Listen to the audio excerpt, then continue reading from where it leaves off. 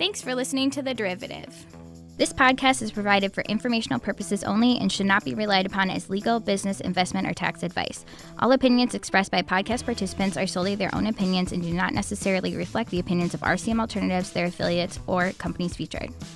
Due to industry regulations, participants on this podcast are instructed not to make specific trade recommendations nor reference past or potential profits, and listeners are reminded that managed futures, commodity trading, and other alternative investments are complex and carry a risk of substantial losses. As such, they are not suitable for all investors. Welcome to The Derivative by RCM Alternatives, where we dive into what makes alternative investments go, analyze the strategies of unique hedge fund managers, and chat with interesting guests from across the investment world. So there's a real rubber meets the road aspect of this in that the option traders, just over time, they're not going to overpay for those options. The VIX can't go to 100 and stay there. It can go to 100 over a month. It could go to 10,000 over a month. But the market moves that would be necessary to justify 100 VIX, it'd have to move like 8% a day. That can't be sustained. And if I also think about it this way, a long VIX is a really nice S&P hedge. It's unreasonable to expect that someone's going to take on your S&P risk for free. And so unlike an option, the VIX doesn't decay. So if you bought some puts, you would be paying this daily decay for that insurance. But if you bought a VIX, it doesn't have that decay. And in essence, that's what that contango represents.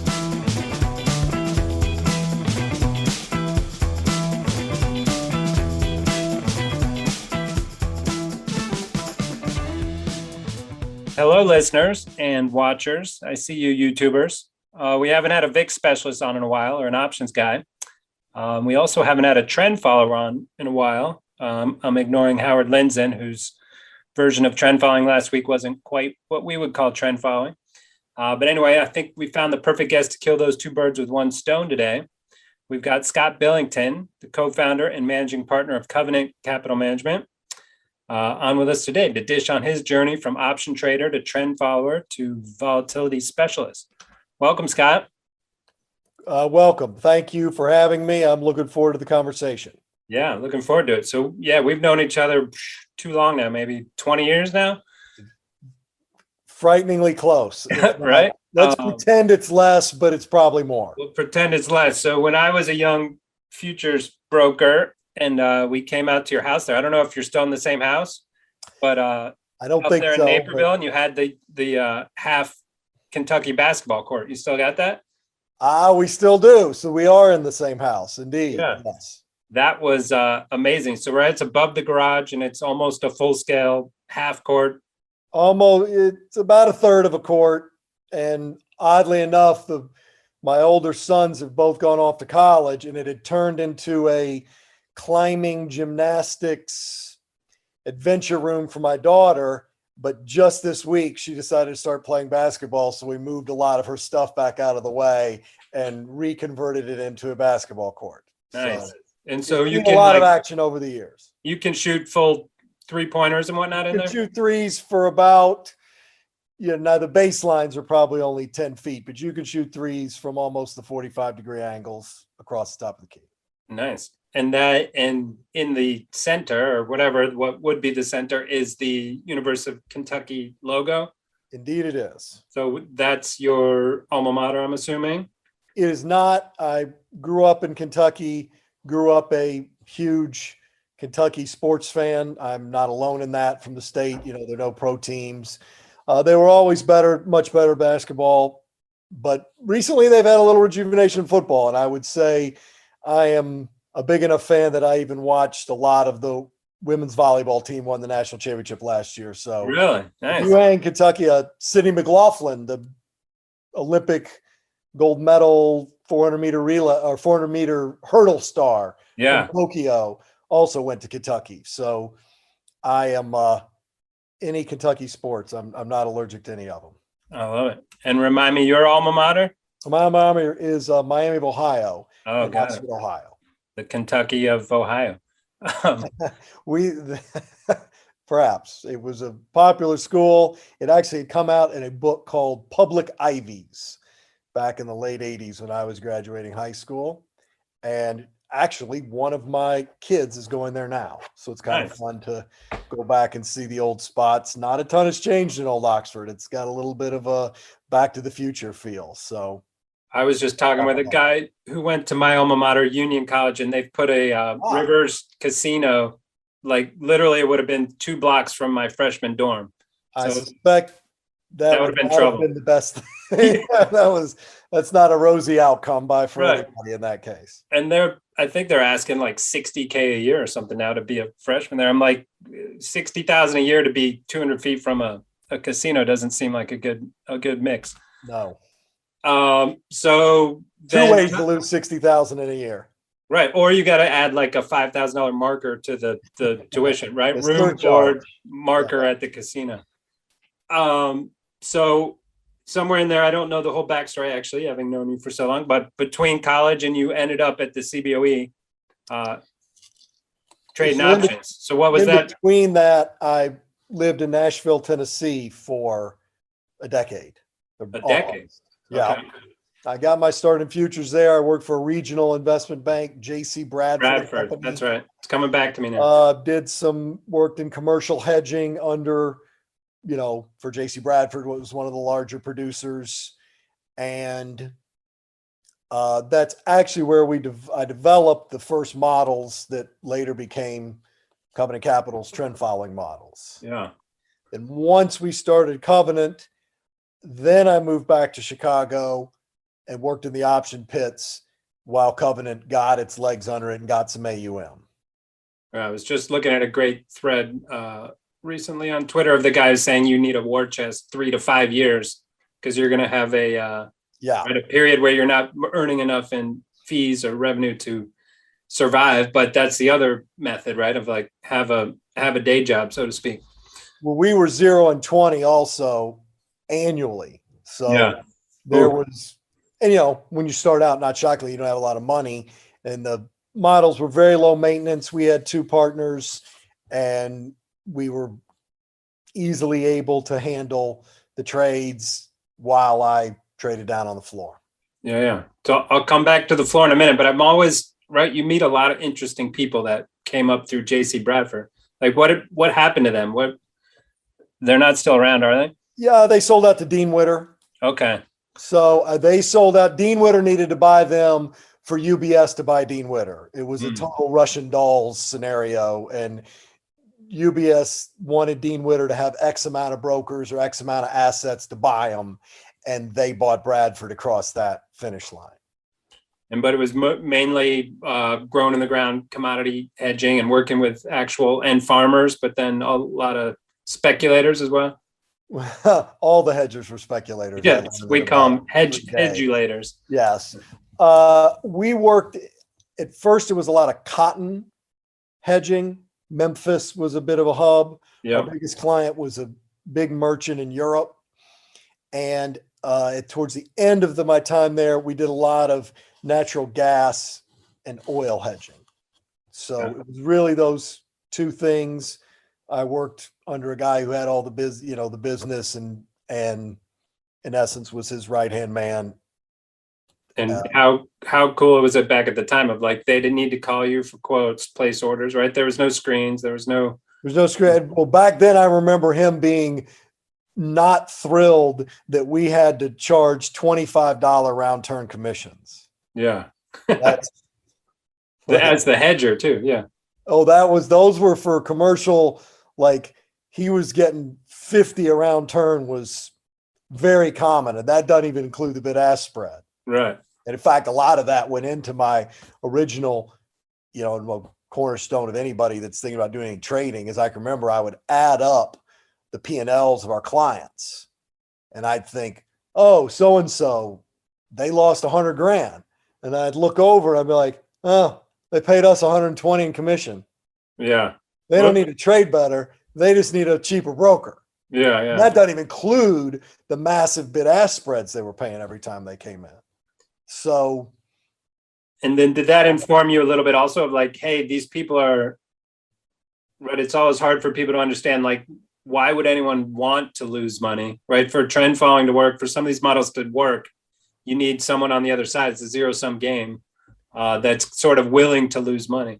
It's interesting you bring that up because that is going to be, you've stolen a bit of my thunder for questions I'm anticipating for later. But yes, when you look at it, you have to think it is a zero-sum game. Someone is going to have to lose this money that I make and sort of not care,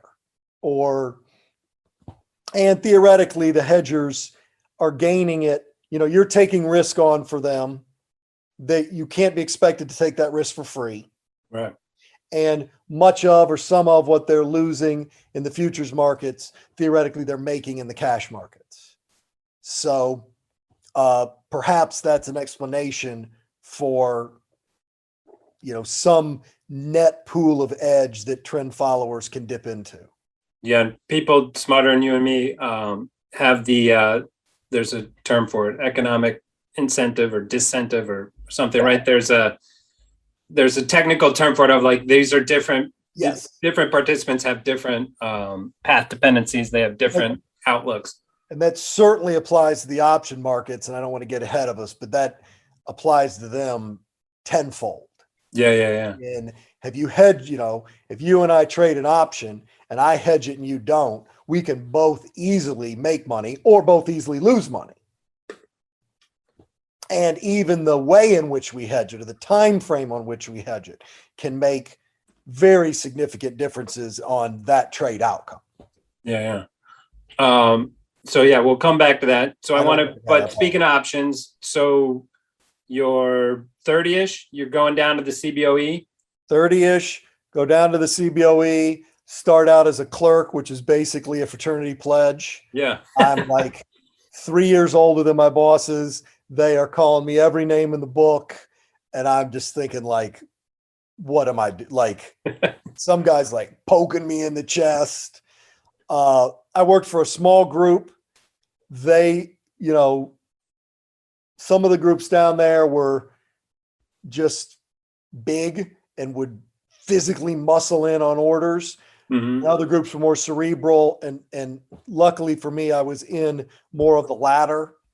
So we did not, even then, this is 2002, did not use computers. So we had physical sheets in the pit.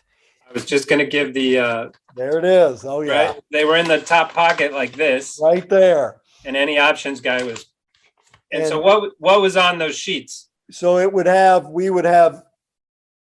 the OEX pit, but, it would have underlying future price and then all the surrounding strikes values and then all the corresponding Greeks. And the thing that sheets did that other people just had a box, a computer, and then they had one person who understand options theory and they're pumping the values through. And if you're on a box, you're going to see, 760 and you're going to go, oh, I'm 730 at 780 or whatever. Yeah. So I want to buy it at 730 or sell it at 780. Yes. Yeah. On the sheets, we had to understand underlying option theory quite a bit more. We had to make adjustments. The phraseology would be, these are trading 2 days out, which meant there was 2 days of decay out of the values. So we had something worth 440 and there was 20 cents of decay a day. New value is 400. But your sheet's showing 440? Yeah, it's 140. So you had to know. And then the other ads would say, hey, we're at sheets. So that means you're offering the sheet.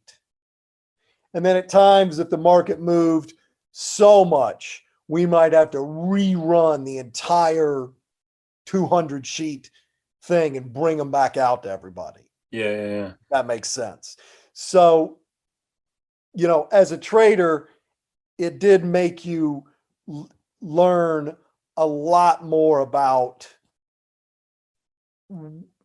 options, volatility, and understanding how these prices were moved instead of just being spoon-fed a digit.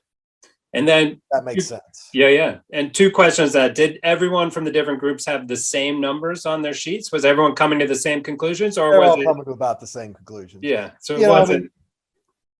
I mean, in the pit, not, you know, you're going to have some differences, and like the guys that ran our group, and like we probably had an 8-person group, they would trade a lot of time spreads, and they would trade them a lot of times with some of the big groups, you know, more or less saying, hey, we think there's some edge there that CTC or Knight or whomever were the big people in there don't. Wolverine was another big one. For the straight values of the options, you're within a dime and 20 cents. And it just depends on how aggressively you want to be buying or selling them. So they're going to end up pretty similar, but there is a speed aspect that you're having to make these adjustments. I mean, I would do 4,000 subtraction problems in my head a day, just do the spreads and stuff like that was challenging. Obviously the computer was better, but I do remember sitting there thinking, why are we all standing here like it's the 1600s? Yeah. One computer server could do this far better than all of us, for better for everyone. Yeah. And yet we're standing here like it's an open market in William Wallace is going to stroll up. like it's insane. But, you know, I think the old adage is like the last sailing ship sailed 60 years after the steam engine was created. Mm-hmm. It does take time for people to adapt. And, you know, the entrenched power of the value of the seat and the money you can make as a broker and a market maker, guys that are making, obviously they don't want to give that up, you know? So. And so people get confused about this. So it wasn't in the value of your numbers. It wasn't like a statistical edge down there. It was in the value of you being a trader, right? Of knowing. Bid-ask spread. No, it's right. The value is the bid-ask spread. If it's worth 720 and I'm 7 bid at 740, that's 20 cents on either side. And if you do that 100 times a day, you're having a good day. Well, and then that's 20 cents times 100. Yeah. Because each option's 100 shares. So every option is $20. If I trade 1,000 options a day, 20 grand, then I got to spend $5 grand getting rid of reinsuring my own risk. Mm-hmm. Think about it that way. It's a lot, you know, I got to explain but it's a lot of money. I mean, big traders might trade 10,000 a day. And, you know, I was not down there a super long time. I'm far from, you know, the Nigerian or whatever, although I do remember those guys that are on CNBC now were down there when they were just starting their TV careers. You're far from Nigerian, full stop. You don't have the ponytail, the jack. The whole thing. Dr. J, I think, was an acronym. But we, you know, I was not down there a long time, was certainly not a big fry or anything. But it is an experience. I mean, it's really kind of fun, to be honest. Like, it's just a bunch of guys yucking it up down there most of the day. Yeah, it's like, well, you are basically in the NFL, right? Right. Of trading, right? It doesn't get any higher really level. Not athletes, but sure. Yeah. I don't think I would give us quite that much credit, but it was much closer to like a fraternity television room than it was to a job that you might imagine is a job. Yeah, yeah. And they would bet, like there was a bet on how many Krispy Kreme like Krispy Kreme opened up across the street. And there was a bet on how many donuts this clerk could eat in an hour or whatever, half hour. And I mean, there ends up being like hundreds of thousands of dollars bet on this dude jamming donuts down his throat. The two least athletic guys in the pit would get an argument about who's faster. And I mean, they look like two penguins running down an alley, but you'd all bet on it and go out there and watch them. So, I mean, or the famous one over at the Merc was if you could throw a football across the river, right? Yeah. And so they all or they'd pay the clerks to jump into the river, like, you know, in swim December. Across. Right. So there's all the same things. And, you know, I was single, young person. It's all, I mean, it's 98% male. So you're really talking about a bunch of young men. Frontal lobes only semi-formed. Yeah. Not shockingly, there was a lot of silliness that went on. Right. A lot of drugs, a lot of that nonsense. So good to see that you kept it together in that regard. I did keep it quite clean. When I would go out with my friends, I generally caught the train back to Naperville, the 11:30. Those are good stories of to have some people. fun and to get out of there. There's a whole bevel of those stories, right? Of people who missed the last train, and the taxis would line up, and they'd know they had no choice, and they'd charge them like $300, $400, $500 to go out to the suburbs. That's fun. Maybe enlightening and enjoyable. I only caught the tail end of it. I think the late 90s was probably, at the CBOE, was probably the biggest, boom time. But it was still, I was in the OEX pit. There were 100 and something guys in our pit, 100 and something guys in the Dow pit. Yeah. It was adjacent. And now I think there's like a computer server and two dudes reading a newspaper. Yeah. So, which is depressing, right? Like, where does this next level of CTA, of hedge fund manager, of trader come from when they don't get that experience, right? When they don't flow through that ecosystem. Yeah, I don't know. The number of entry-level jobs has been eviscerated. Yeah. But or you need a degree from Cal and quant finance or something, right? You can't be some Mo from Miami of Ohio, no offense, and be like, hey, I'm hungry and I want to show up and get the job done. It really took the route of most industries. If you think about like Walmart bankrupted all the local hardware stores because they would sell more stuff for less margin. Well, Citadel and GetGo, I mean, now they just front run, but like they basically trade more and more contracts for less and less bid-ask spread. Yeah. So it's really the same thing. It comes down to who will do it who can be efficient and will do it for the least amount of edge or profit margin. If you're selling widgets, it'd be profit margin. And if you're trading futures or options, it's bid-ask spread. That is the profit margin for the market maker. So whoever will do the volume and can do it efficiently is going to take over the market and squeeze all the small players out. I mean, it's really, I think, ultimately pretty similar to many, if not most, industries. We had a trader come in with a proposal of creating some structure that could basically go back into the pit, because he's like, all these big firms just have their computer number. And sometimes there's a big spread and they just pass on it because they have these really super tight parameters that their traders are just instructed to stick to, right? They're like, don't go off program.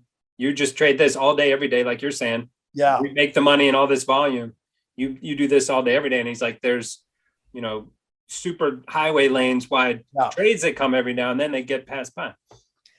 It may be the case. I know a couple of old contacts from the floor who I keep in, a couple of them are doing some like energy spreads along the same theory where they get, it's not frequent enough for Citadel or whomever to bother making a market in it. And it ends up with or it's esoteric enough and it ends up with a human market maker who can make a bid-ask spread wide enough to make it worth the while. Right. So, back to your thing, right? There's probably still a bookstore somewhere that sells like a very specific set of books on whatever model airplane building or something. Or if you've got a bookstore and a cheap enough rent, and look, bookstores are still fun to go to. Yeah. And if you like someone and trust them and you're kind of like, I'd rather come talk to this person. I love their recommendations, and the book's $5.99 instead of $4.99 on Amazon. Really, that dollar's going to bust me? No. There are little niches like that. And again, you've obviously done these interviews before. You're stealing more of my thunder of later, but that's in essence what we've done, is tried to go find a niche that's big enough for the Billington family to enjoy, but small enough that Goldman Sachs is never going to bother. Yeah. It literally would cost them more to set up a desk than they can make from it. And that's a nice analogy.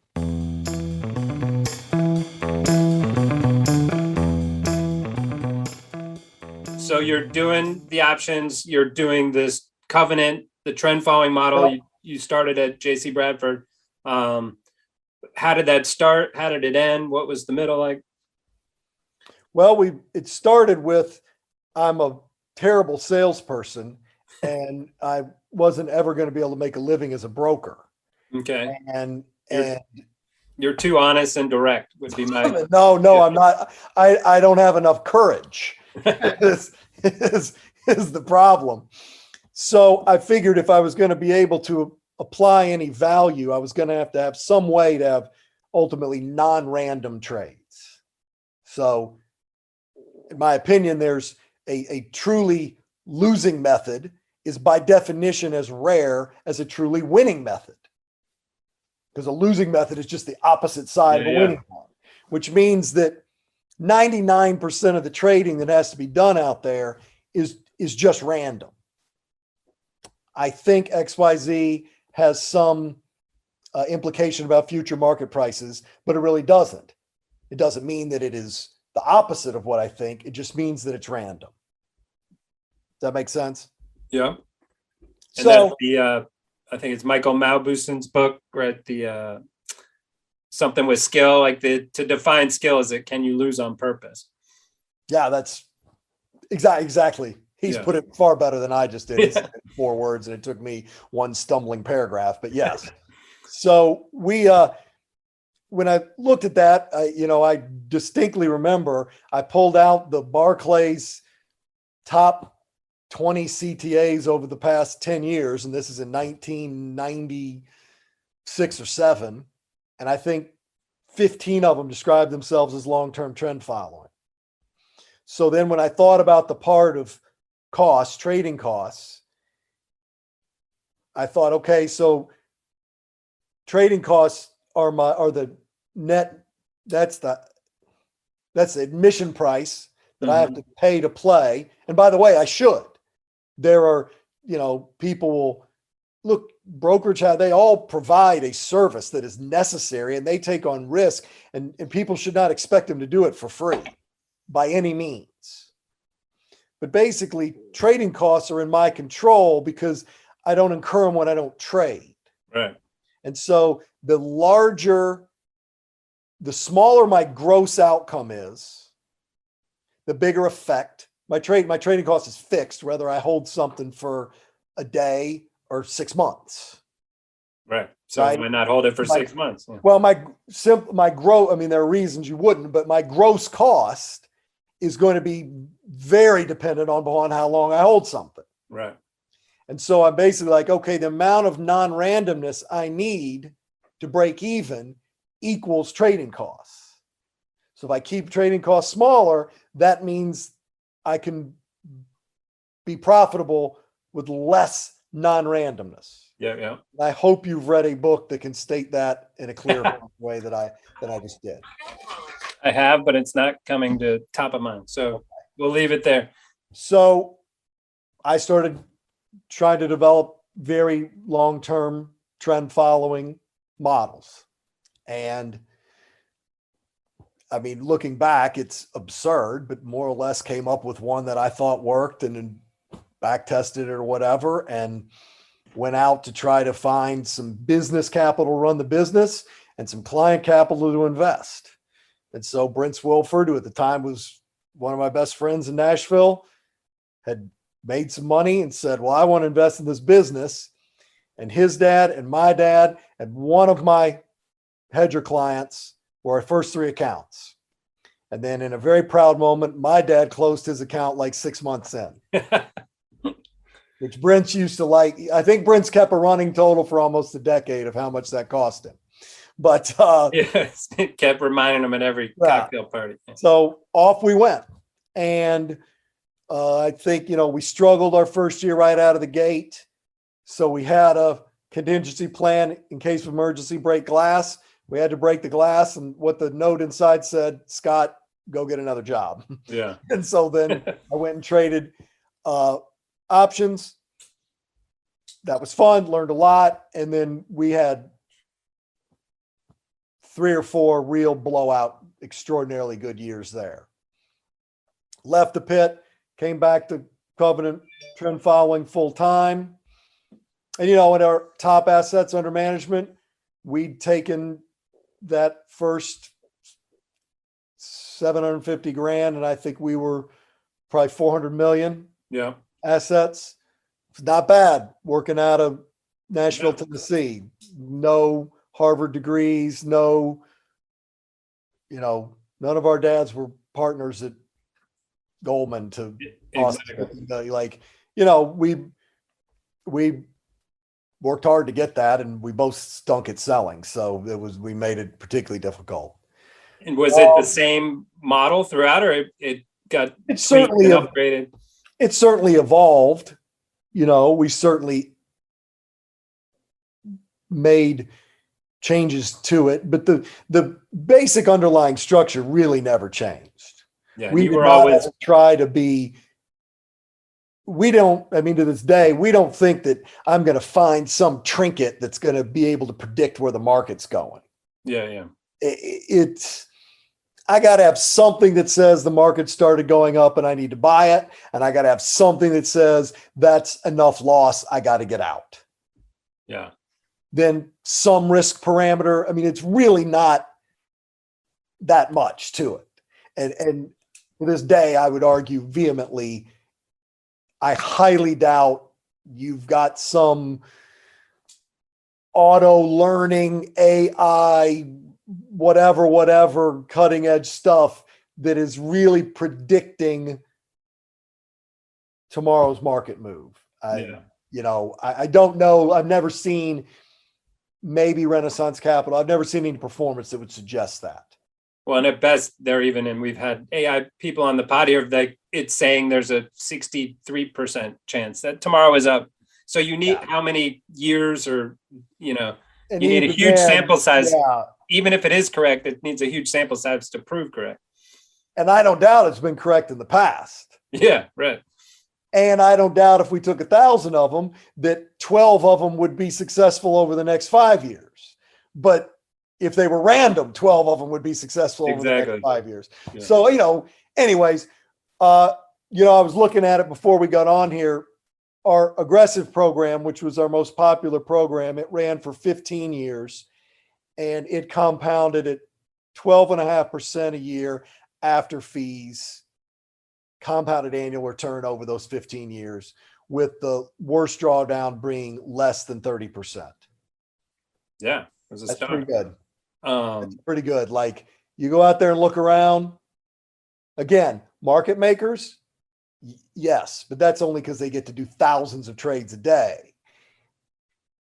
For any position taking, it's pretty good, and positive skew and long volatility as well, right? Positive skew, long vol, and that's also because obviously, like most, it closed on a low. So, but even with that, you got 1.5 time market return, and the market had 250% drawdowns in that period, and I think our worst was 27. So with I'll throw out 50% of the risk, you got 1.5 times the return in a non-correlated asset. That's pretty good. Or I don't know. I don't want to sprain my shoulder, pat myself on the back. I'm pretty proud of what we were able to do with that. And I think it does suggest some of our ideas had some validity. Yeah. And so let's talk. I'll throw out a quick: past performance is not necessarily indicative of future results. Disclaimer. Those are also, programs are closed. They're not offered. Yeah. All in retrospect. So, but let's talk about that. So why did they close? I know the answer, but your version of the answer of, did the models break? Did the investors lose patience? Combination of the two? Well, the investors are always, and probably should, going to lose patience before there's enough data to suggest this isn't going to work in the future. I mean, the ultimately in all this investing, the problem is that the standard deviation is way larger than the drift. Yeah. And so you're going to have wild swings. We changed twofold. One, we had a 3-year drawdown. So that is going to put us business-wise in a very difficult situation. And we lost the gross majority of our assets.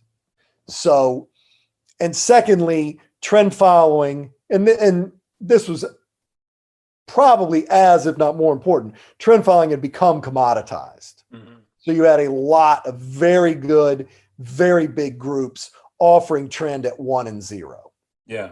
Or I think you can get it like on a bank platform, you can get a, I can't remember the name right now, but you can just the return. HQR, I don't know if they're still, I haven't followed it. Yeah. But ultimately it got very risk premium commoditized. is the word I was looking for. You can just say on their risk premium platform, give me trend for 45 bits or whatever. Yeah. So, could we do it better than that? Does it even matter? I mean, yeah, some years. If I'm arguing, if somebody says, hey, there's 77 PhDs at Merrill Lynch have created this thing and I can get it for 45 basis points. Yeah. Go get them. I mean, I can't, there are advantages. I mean, those things, when they get that big, they end up being currency, interest rate. You don't get the commodity exposure just because they're not big enough to be able to trade $30 billion in at a certain size. But that's why, the two things coincided. If it hadn't been commoditized, then I still think trend following is a viable trading strategy. I don't think it will do as well over the next 20 years that it did for the 20 years up to, say, 2014 or 30 years up to that. Because it's a crowded space, or because no, I just think I always think about it like this. Whenever anybody goes in to look for a trading strategy, it's almost impossible not to get swept up in a survivorship bias. So if you let's imagine there are 4 trading strategies that are profitable. And you and I are looking at a 20-year period. And let's say all 4 are equal in their actual efficacy. Mm-hmm. One of the 4 has done 1.5 to 2 deviations better than the other 4. Well, guess which one we're going to find? Yeah. And then guess what it's going to do over the next 20 years? The deviations are huge. This is a deviation and a half, maybe even 2 deviations to the good. Even if it just goes back to its expectancy, we're going to see a massive drop in efficacy. Does that make sense? Yep. So you always find the thing that has probably been outperforming its future expected performance, even if test and do everything properly. Which is, to me, reminds me right now just of the S&P, right? Like how much trillions of dollars flowing into the S&P. I'm like, what, you stupid? Why are you looking at all these alpha strategies? Just invest in the S&P. Well, or you could even, and that argument could be made on index investing versus non-index investing. Yeah. It isn't to say one is better than the other. I'll say this, and I think this is a very easy to defend statement. Whatever's been doing the best has been outperforming its expectation, not it's that much better.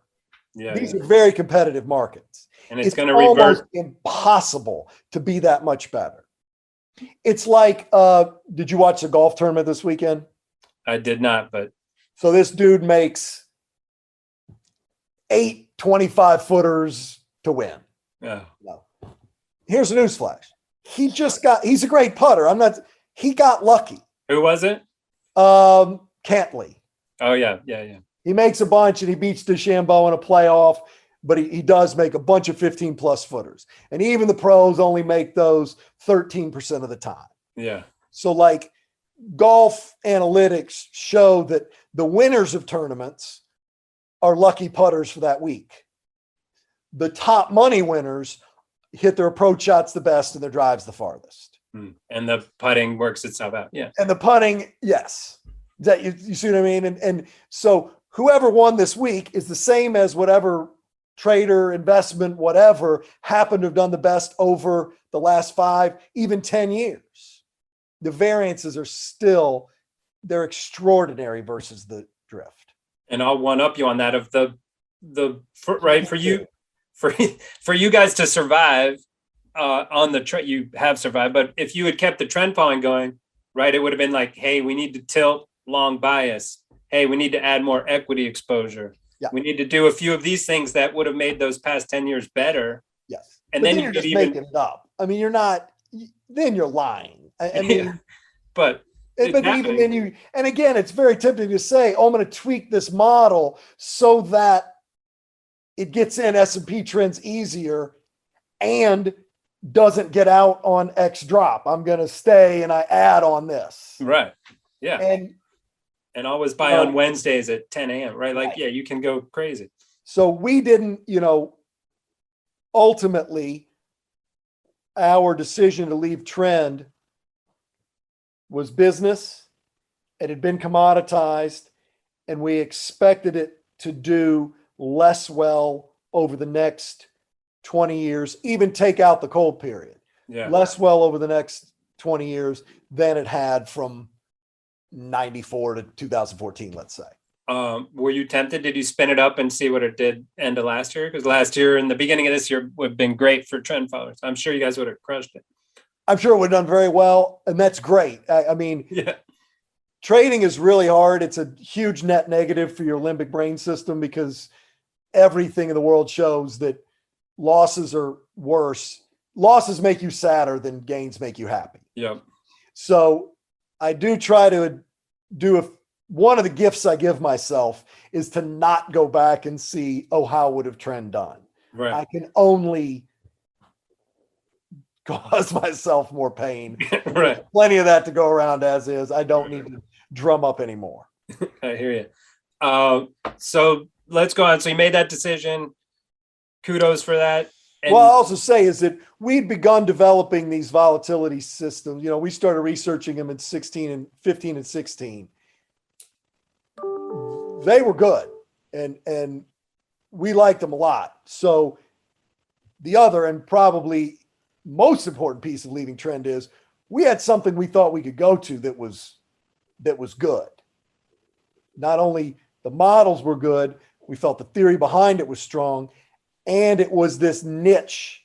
We could be the bookstore that people really liked. Yeah, yeah. And there was reason to believe that the total volume in the VIX is small enough that it just doesn't make sense for Citadel to go in there.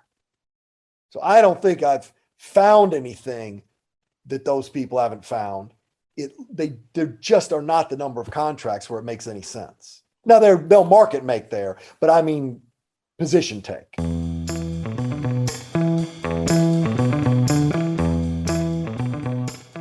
So let's dive into that. So you guys switched, you shelved trend following, Yes. You had another reservation at another good restaurant, so to speak, and turned on the volatility models. So what do those look like? There's a few different programs now. So however you want to lay it out.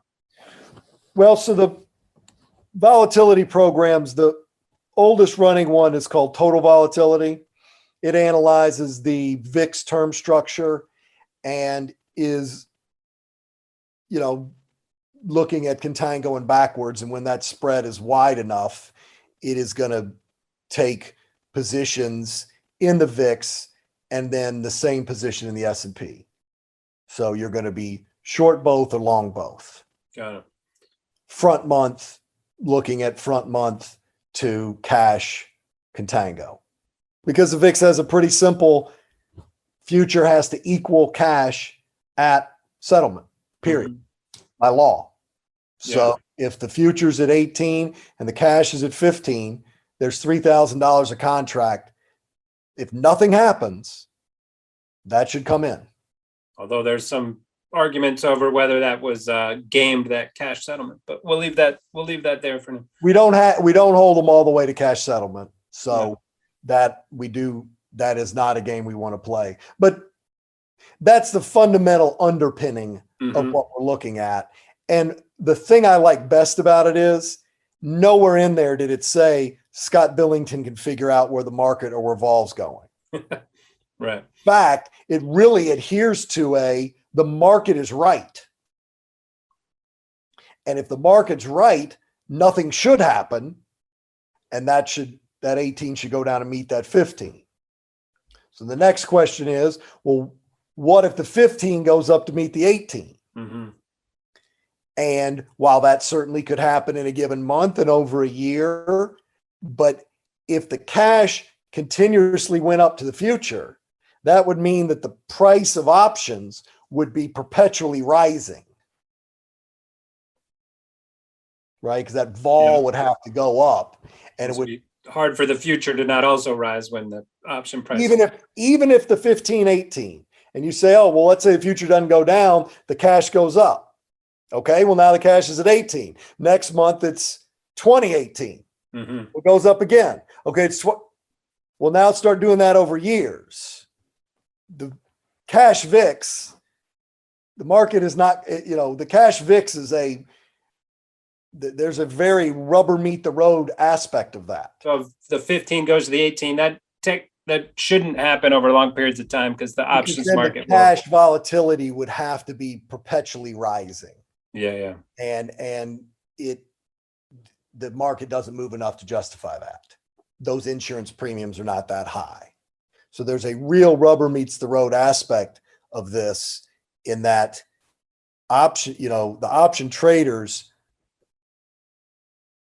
just over time, they're not going to overpay for those options. The VIX can't go to 100 and stay there. Yeah. It can go to 100 over a month. It could go to 10,000 over a month. But the market moves that would be necessary to justify 100 VIX, it'd have to move like 8% a day. Yeah, it could go to zero at that point. 2 years, right? Like that can't be sustained. And if I also think about it this way, a long VIX is a really nice S&P hedge. It's unreasonable to expect that someone's going to take on your S&P risk for free. And so, unlike an option, the VIX doesn't decay. So if you bought some puts, you would be paying this daily decay for that insurance. But if you bought a VIX, it doesn't have that decay. And in essence, that's what that contango represents. Does that make sense? It's like pre-decayed, sort of, is how I would think of it, right? Well, when you buy it at 18 and it decays to 15, it's going to have to mimic an option decay, or no one would buy puts. Right. You see what I mean? Like, those two hedges are going to be competing for hedge dollars. And so their costs are going to have to be similar. And I don't mean this week or next quarter, or even next year, but over the next decade, they're going to have to be similar. And so it sounds like everything you're saying is you have a short vol tilt, but that's not true at all, right? It's not a short vol tilt. It is the argument as to why the usual VIX term structure is going to be contango. It's why I would be willing to bet that. Right. And it's also the argument as to why this future is decaying into the cash rather than vice versa. And so your normal trade in that scenario would be short. Now, if that sets up, then in total vol, we would trade that short. So we're going to be short the S&P, we're going to be short the VIX, and theoretically, we're agnostic as to which way the market goes. Yeah. We're probably against market speed, but I mean, actually, a slow grinding down market is going to probably be the best. We're got a good chance to win both ways on that. Mm-hmm. But what we're going to look at is, do I have a big enough head start in the contango to cover the anticipated variance of this pair? Have I explained that even close to clearly? I understand it, but I think it's Like good. that pair is going to move all Yeah. over the place. And obviously, if the cash was at 10 and the future was at 40, that cushion is going to be able to absorb enormous amounts of movement. Yeah. And if the cash is at 12 and the future's at 1203, that cushion is not going to be able to withstand barely any movement.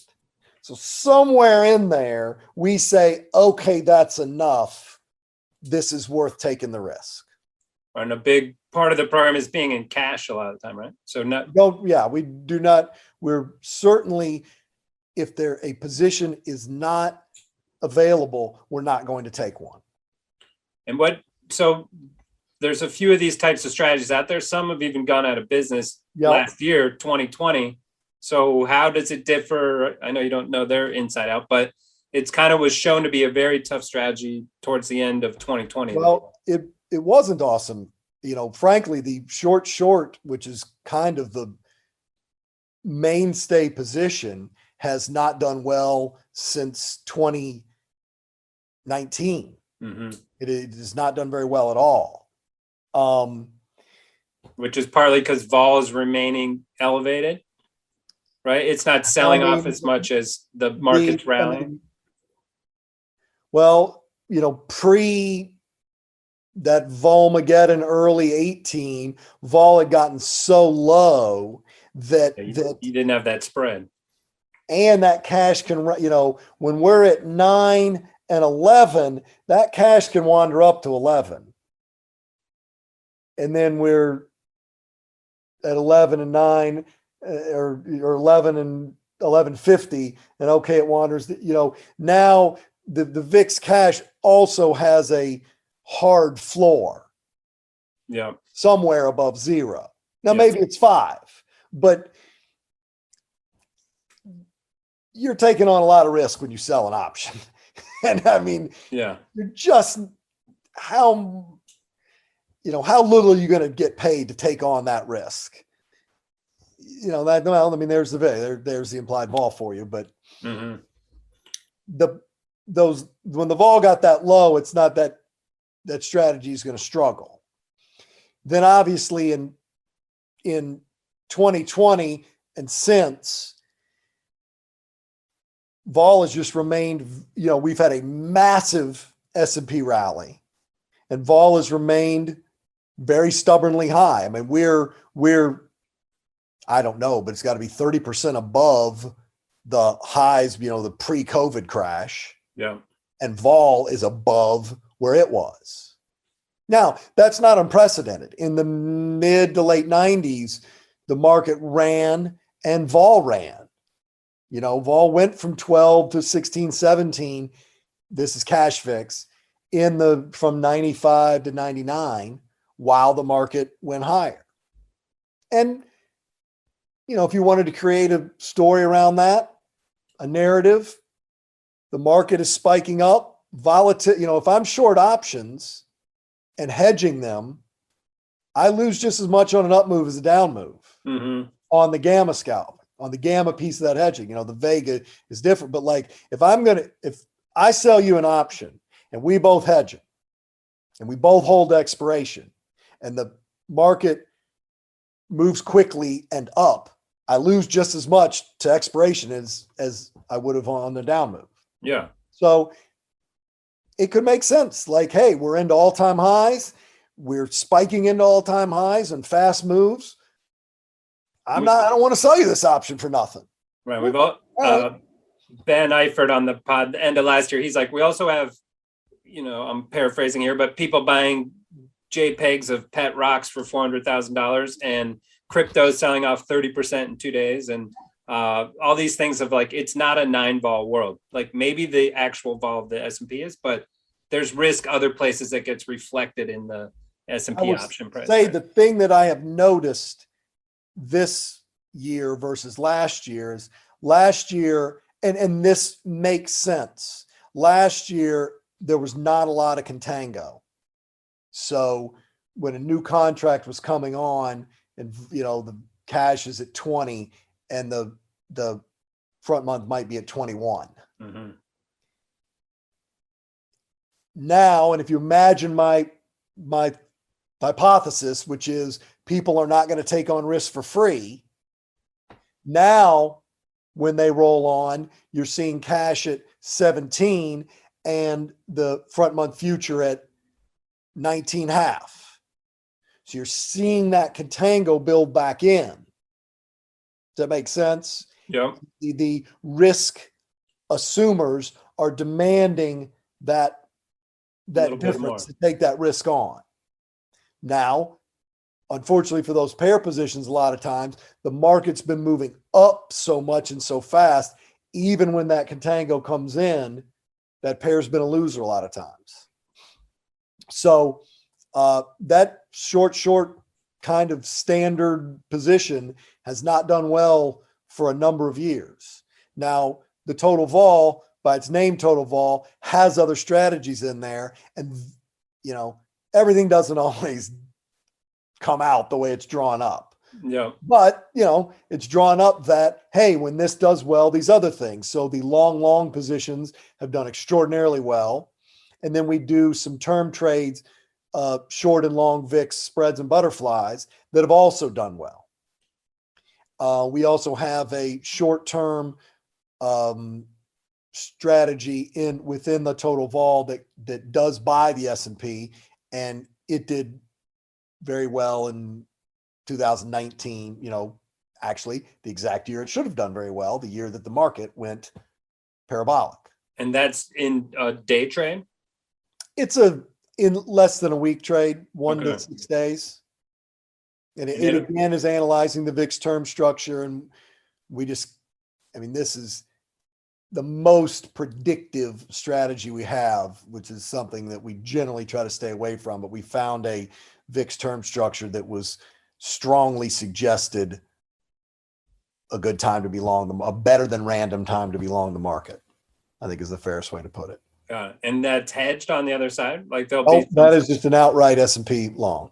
Okay. But does it typically go on when there's long VIX also somewhere in the portfolio? It would typically go on. I mean, you can get it a lot of times. Most of the times it's going to come on is when vol is really low. Yeah. And then that sort of makes sense. Like, okay, vol's really low. Better to take the directional trade than this is when the directional, and a lot of times it will trigger on a medium, small medium break from low vol. So vol's at 9 or 10, the market breaks, 2% over 2 or 3 days. And we'll get this version of a signal in that kind of scenario. Got it. That makes sense. Yeah. And we have all these strategies, and the idea is by combining these different strategies that each one is pretty good on its own, hopefully we'll have this isn't working, but this is working. This isn't working, but this is doing okay. And that they can net together some nice years. And but they all run independently of one another, and they're firing their signals when they get their signals are on. We cannot. They can't. The term trades, the pair trade, and the long S&P trades cannot be on at the same time. Got it. Yeah. So you would not want a long S&P and short pair. That would just leave you short VIX. Yeah. So that's not something we're going to do. So that's total vol. So the next strategy we have is called hedged equity. And so when we looked at the total vol trades, what we saw was, hey, the very best trades we get are long vol, long pairs. Those amounts of backwards can get giant. Mm-hmm. And that long, December of 18, there was a long pair that, I think the cash is 25 and the future's 35 with, 10 days left, let's call it. That's $10,000 a contract. now you're talking about a really big cushion. Yeah. Does that make sense? At the time, I think the ratio is 2-to-1. So for every S&P, I've got $20,000 of VIX cushion. That's a lot of S&P points. So when we looked at that, we said, you know what? Those long vol trades do great when the market is tanking. Why don't we strip those out and add them to an equity portfolio? Then we can leverage each a little bit and maybe create an interesting program. Yeah. Get a rebalancing effect.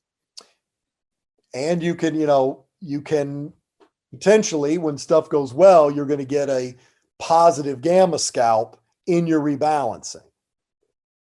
So we launched that proprietarily the December of 19, and started taking customer money in August of 20. And so that is a program we like a lot. It is designed to be a better mousetrap for having large cap equity exposure. Yeah. Which makes there's a long list of people who've been pairing now equities with their alts. Right? It just makes me more and more nervous that the S&P's time is up. Right? That it's going to just do nothing for 20 years, and it's going to be that Hang Seng or some other market nobody's thinking of. Yeah. What we like about the long vol as a hedge is that it is so exponential that you can hedge a lot of S&P with a little bit of volatility. Mm-hmm. So if you think about even a long option, if it's a put, it's got a lot of exponentiality until it gets in the money. Then it's just a future. Yeah. Right. And then it's linear, good and bad. Right. And as the market drops, it's going to decompound. So if I drop 20%, if I'm at 4,000 and I drop 20%, it's an 800-point move. Then if the next month I drop 20%, it's not an 800-point move. Right. It's 80% of an 800-point move. Right. 640. 640, yeah. But if I'm long the VIX against that, the VIX is compounding. You see, and so that it gives it a lot of aspects that we think are tremendous for a hedge. And what do you view as the cost of that hedge versus the S&P, right? Like if I just did rolling puts, and, bought them every 30 days and rolled them, I might be paying 4 to 8% a year or something. More than that, but yeah, whatever the number is. I think I looked at it today. A 1 year at the money is a little under a year, 353 days. A 1 year at the money costs 7.5%. At the money. Yeah, sorry, I was talking 20% out of the money, but 20% down. Oddly enough, I looked at that today too. 20% down put for a year costs 2.5%. It's a bargain. S&P, what the lifetime returns are 8. So you're limiting yourself to the 22.5% loss and giving up over a quarter of the profits. Right. That's a lot more. We're glad our houses don't cost that much to insure. That's expensive. Yeah. The best parts of the vol are also, not shockingly, its worst parts. Way more. The vast majority of the time, you don't have any hedge on because there's not a favorable situation in the VIX term structure. Who are you saying in the total portfolio? In the hedged equity. In the hedged If equity. I'm trading this long volatility to hedge my equity, the gross majority of the time, I'm not going to have any hedge on, or very little, because the term structure does not indicate that it's a inexpensive time for insurance. Got it. And so that opens you up if there's a 9/11 event on a Sunday night and you're not in or whatever. But whatever. So be it over time, you think that's a better. Well, yeah. What I would generally say is investor, you're at that risk already. Right. You own $1 million of spiders. If you've got $1 million in hedge equities leverage, if you have the same amount of unleveraged hedge equity, it's the exact same risk you already have. Right. Minus so some you haven't percentage. added this.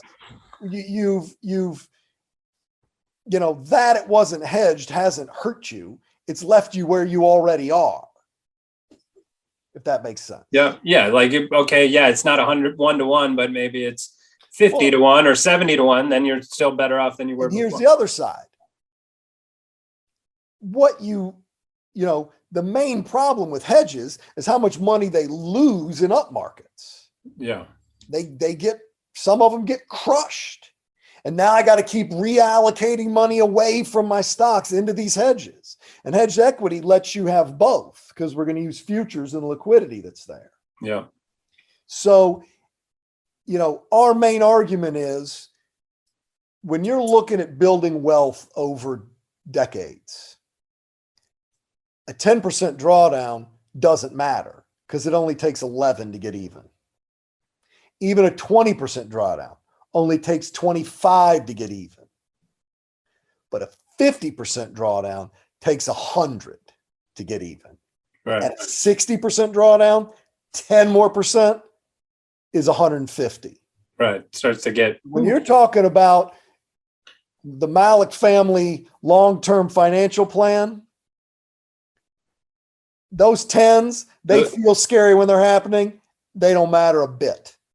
But that 50, it matters. The S&P went nowhere from 2000 to 2014. Right. Or especially if your kid's about to go to college or you're about to retire, you're right. All those you figured in 8% a year, which meant you thought you were going to quadruple in that time. Right. You're at zero. So now you're 10, 20 years behind your retirement plan. Whoops. Yeah. If that hedge can just flip one of those, doesn't have to flip them all, one of them from down 50 even to scratch, you're 15 years ahead of retirement. Right. Think about the impact that has.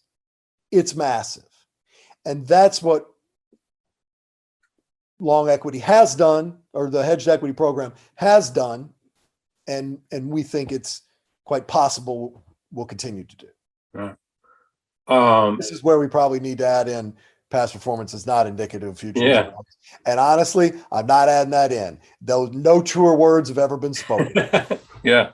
So you can bold those and everything else, period, paragraph. But I think in March, the market was down 20 in March of 20. And I think hedge equity made 40 or something. Yeah. Because the vol went berserk. Yeah. Those VIXs we bought at 25, we sold at 70. And that had you hedged down to zero almost. It's perfect.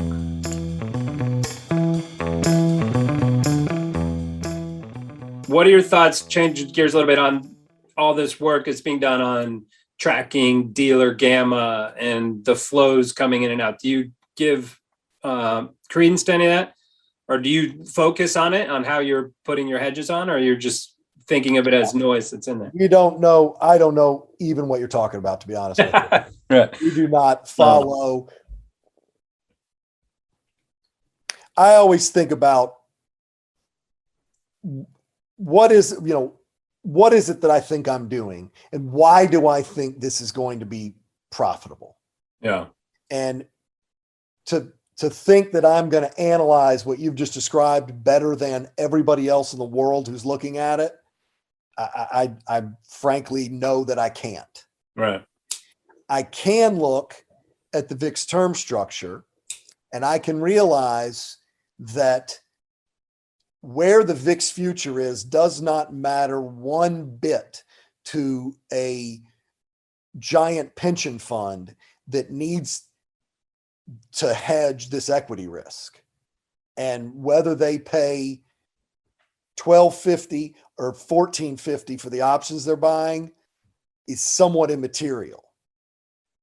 And so there's, in times of panic, even if people are being, short option people are being forced out of the market by their FCM. So there is literally no analysis thought going into it. Yeah. If that's driving these things, when we put that long pair on, it is straight arithmetic. That thing's at 35. This is at 25. It's 10,000 a contract. I'm doing 2 VIX for 1 mini S&P. So it's $20,000 a cushion. So I can tell you that was almost exactly where it was February 28th to 20. And if you may not remember, the first day of March, the market rallied 100 handles. The S&Ps did? Yep. I don't remember that. And the VIX cash came off 500 points, just like you'd expect. But the VIX future came off 10. 10 points. Because there's 1,000 point cushion there. And it just went. The next day, the market dropped 100 and whatever points, basically the whole thing back. Mm-hmm. And the VIX cash went up 1,000. The VIX future went up 500. I mean, it's off memory, 400 or 500. Yeah. The market's basically where it ended the month. The VIX future is up 400. So you're up that money on that side of the hedge. And the gap between them had gotten even wider. Mm-hmm. So nothing is going to work all the time, but that is a bet I'm certainly willing to make. Yeah. It just doesn't come up that often. And so there's total vol hedged equity. Is that it? Yes. And so we do offer the long vol portion where you just take hedge equity and peel out the long vol. We offer that separately. Again, we've taken those trades for years. We've only offered them separate as a program. I think we've had a customer in it for like 2 months. Okay. And then I've been trading a short option premium program proprietarily for about a year. And we just have customer money is going to start on it tomorrow. And that goes back to the idea that risk insurers are not going to take on risk for free. You and I don't know that anybody would say, hey, if I sold a week out 30 Delta put, one of them every week for the next 20 years, am I going to end up down money? Yeah. I don't know that anybody wants that side of that bet, Right. right? The only problem is the pathway. You may not and the path, the amount of heat you have to take may not be worth the money that you make. Right. Or you might get forced out. Table limits at the casino. Now you get into, exactly. So now you get into what, in essence, any short premium model is going to want to sell premium wholesale or sell premium retail and buy reinsurance wholesale. Wholesale. Yeah. Just like an insurance company. You're going to create a little bitty portfolio insurance company. So we have taken what we think are 2 or 3 steps that are going to make that path more stomachable. Not the least of which is we don't sell any naked puts. So every downside risk is capped. Yeah. Secondly, most of your option bankruptcies happen because of Vega, not Delta. Yeah. Sold this option, the market's crashed down to it. It isn't that it's 7,000 points of the money, but the Vega's blown up. Yeah. And so we handle that by A, having all the puts capped, B, trading options inside of 2 weeks. That means their Vegas are small and manageable. Right. And this is kind of like an equity replacement, or have like an equity profile? I look at it as, so what I do with it is I pair that with long volatility as well. Yeah. Because then I say, okay, well, what if equities stink? They just grind around and go nowhere. Oh, well, Well, short premium is going to do well. Right. Now I got some. Now I want to income diversify. And then I say, oh, and when this really gets blown up, this long vol is going to be a marvelous, hedge is maybe too strong of a word, a marvelous matchup. Yeah. Short premium program. Well, it's almost a bond replacement at that point. You're getting a yield, and you have, instead of credit risk, you have a. I mean, look at the numbers. Think about the numbers we just gave. The 20% down year out put is 2.5%. Okay, so since 1926, I think there have been 6 years that in a calendar year, the market lost more than 20%. It can only lose 100. Yeah. So now my problem is I can't go sell 50,000 of them. Right. That's right. Your other problem is you might have March 2020 when you're down 40, right, with 8 months to go. So, as long as I haven't sold too many of them, I can just sit. Yeah. I can just sit. B, if I'm trading long vol, there's a decent chance I may have made some, all, or more of that money back. It's a nice matchup. Right. And that always can, right? In theory, how do I trade long and short at the same time? It would just offset, right? That's the simplistic model in my brain that's like too good to be true, right? But here's the thing. Options decay. VIX futures don't. So my long vol is in a future when it's backwards. Yeah. And I'm selling something with time decay. Really short term. So I'm minimizing I'm maximizing the theta vega ratio. Right. Right. And by the way, I'm also willing to accept, hey, I'm going to have a 10% down month. Yeah. If you don't like it, honestly, if you don't like that, you should not invest in anything. Yeah. I'm going to have a 10% down month. I'm probably going to have a 20% down month. Okay. But yeah. So's your 401k probably, right? Or I mean, one of the things that I've been thinking about a lot lately is perhaps we should all be much more real about what risk return we're going to get. So someone's really going to send you 15% a year every single year, and you never even have to take any heat. You never have a down month or quarter or year. Really? Why are they continuing to send you this money? Yeah. So the long option buyer, they get to win sometimes.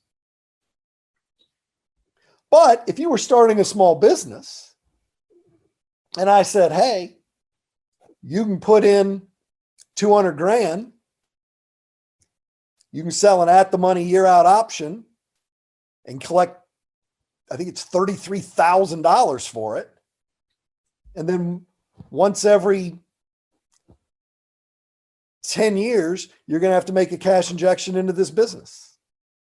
Right. All right. Now, can I compound it? Probably not. But that's not a bad business. And here's the other great thing. The year you take your big loser, guess how much you're going to collect on that option that year? Right. A lot more. It's just like an insurance premium. Geico doesn't insure your car. When you have a wreck and they have to pay for it, they just charge you more. Yeah. They're really just loaning you the money to fix it, and you're going to pay them back with interest. You see what I mean? Yeah. Although you buy your nice beach house, one of your nice beach houses. Yeah. And you get smacked with a hurricane, that hurricane insurance company, you didn't get one over on them. They're going to jack your rates up until you pay them back for that money they just lent you to rebuild your house.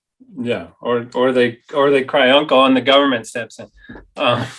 So I'd say it's very similar. A short option, and particularly puts, because they're bound. I mean, the S&P is weird, but it's a very similar setup. Yeah, you're going to get smacked.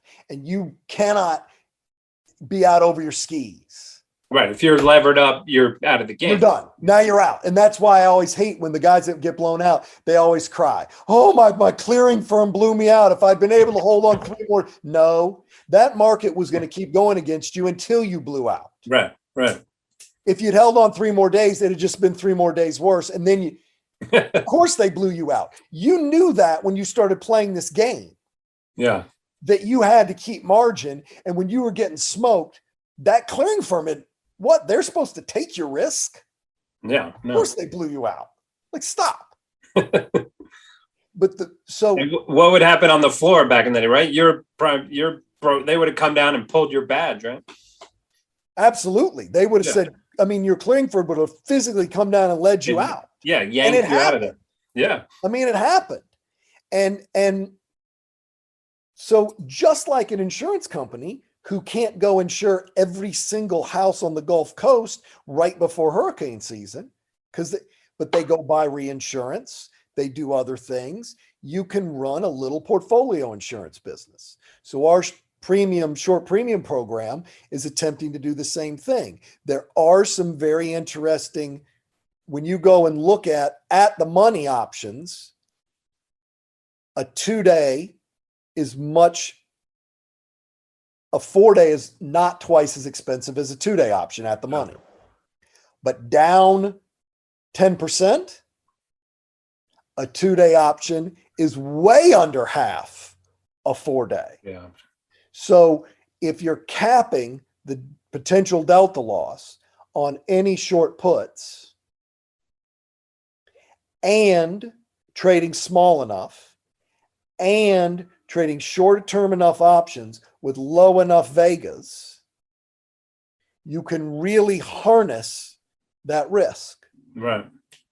And get paid for it. And per your, right. And your daily decay is a little bit more because it's so short term. Now you're not going to be able to sell as many. So you've got to be thinking 10 to 12% a year after fees. And you also got to know, like, look, I'm going to get smacked. There's going to be a couple months, but guess what?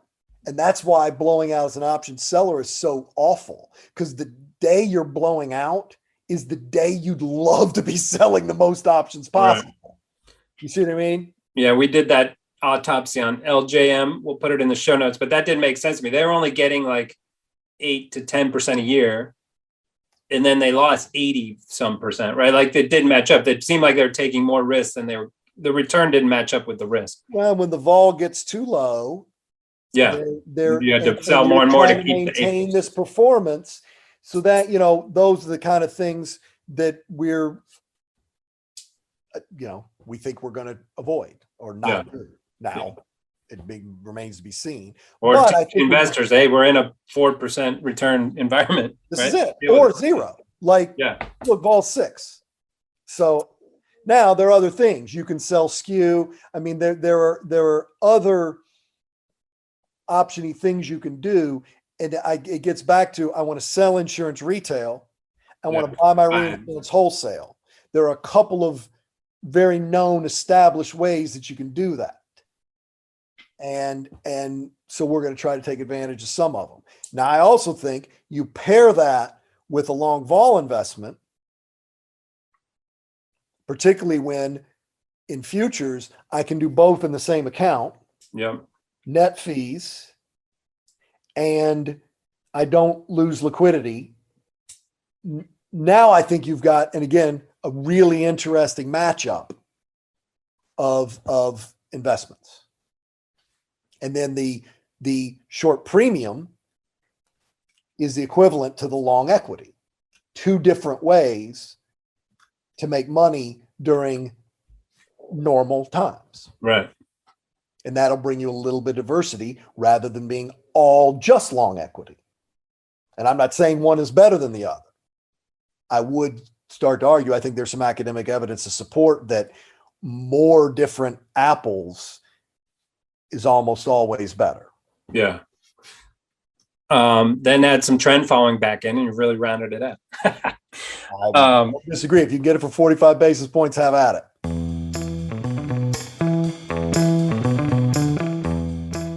All right, favorites. We'll do some quick fire here. Your favorite Naperville restaurant. That's a bit of a slam from a city dweller, but I would say Maison Sabika. Maison Sabika sounds fancy. It's medium fancy, kind of tapas kind of place. Right. The correct answer was anything besides like Applebee's or, what the rest of us assume is suburbia. Right. That's such a layup joke. And I like to think of myself as funnier than that. Exactly. You avoided it. And we're going to go heavy Kentucky. Your favorite Kentucky basketball player of all time? Jamal Mashburn. Oh, Jamal. He was unique. Favorite team year? 96. The 96. 4-2. I think they had 11 NBA players on the team. They were good. Who was that team? Delk, McCarty, Antoine Walker, Walter McCarty, Derek Anderson, Ron Mercer, all played in the pros. Nazi Muhammad was on that team. He was third string. Jeff Shepard played a little in the pros and won the MOP of the Final Four 2 years later. They were loaded. They had a good team. Favorite coach? Calipari. All right. Was he the 96 team or no? No, that was Patino. Okay. It would have been Rick if he hadn't gone and coached Louisville, but we had that cut ties. And I'll move off basketball. Favorite football player? I can only think of one, Tim Couch. Well, we had Benny Snell, Josh Allen. I would probably say Josh Allen. Okay. The Jaguars now went 6th or 7th in the draft. The defensive end. Yes. Josh Allen, not the quarterback. Not the quarterback. He did not go to Kentucky. Yeah, he was North Dakota State or something, right? Right. And finally, favorite Star Wars character. Favorite Star Wars character. I was a kid when the first 3 came out and liked them. And then I thought those middle 3 were terrible. Yeah, very bad. But I got to admit, and I didn't see the last ones because the middle 3 had been so bad. They kind of came back and were pretty decent. But it's hard to get away from the Wookiee. I'll go Chewbacca. Yeah, it's hard to get away from the old school. We got to add all these up over all the 100 or so podcasts and see what the tally is. I think Chewbacca's perhaps in the lead. I would guess Han would win, but he's close. We did a big Marvel, like all of them all the way through.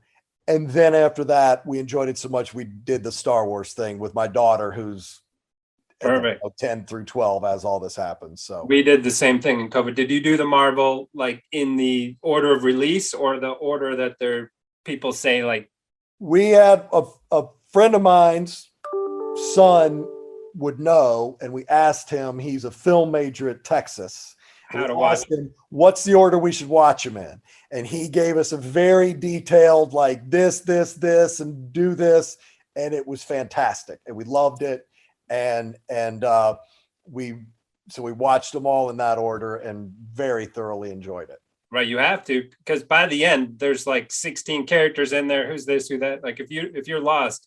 And the movies are better if you know the whole arc than they are individually. Yeah, for sure. Like I can remember, I'm like, really? We got a superhero raccoon coming out? These people are desperate.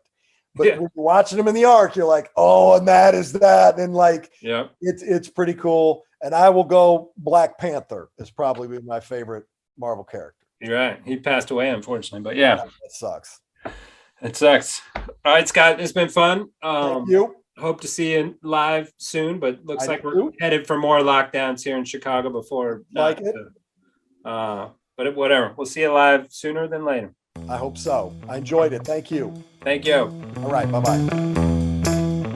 The Derivative is brought to you by CME Group.